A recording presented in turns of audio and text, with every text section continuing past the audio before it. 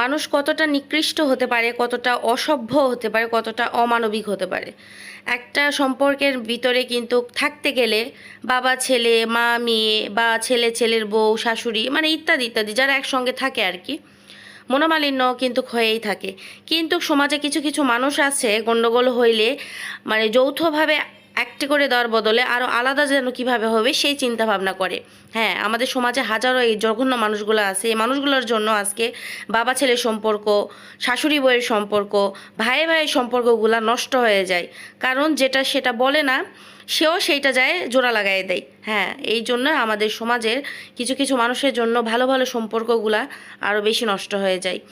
তো যাই হোক, অনেক জঘন্য মানুষের কথা বলে ফেলে দিলাম। আজকে হচ্ছে রান্না করতেছি ছোট মাছ ভাজা।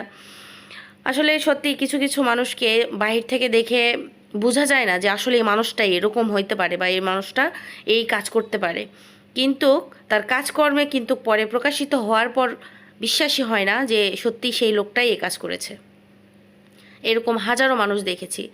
তো আর কিছু না বলি, তো আজকে হচ্ছে রান্না করতেছি চান্দা মাছ। মা আসছিল, তার মধ্যে মাঠ থেকে হচ্ছে মা আর আমি মিলে কেটেছিলাম। ছোট মাছ কিন্তু একা কাটতে একটু বেশি কষ্ট হয়।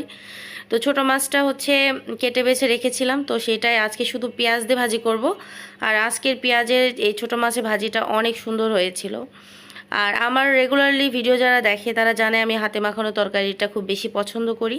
তো খুব সুন্দরভাবে পানিটা একদম শুকিয়ে আসলে এই যে চারিপাশে দিয়ে দিলাম। আর এই রেসিপিটা খুবই সিম্পল, ঝাল পেঁয়াজ লবণ হলুদ দিয়ে জাস্ট হাতে মাখিয়ে বসিয়ে দিলে, মানে তেলটা তো অবশ্যই দিতে হবে, তো দিয়ে বসিয়ে দিলে জাস্ট পোড়া পোড়া করে নামিয়ে নিব। আর এই খাবারটা সত্যি অনেক অসাধারণ, আমার কাছে খুবই ভালো লাগে, আপনাদের ভাইয়া খুব পছন্দ করে।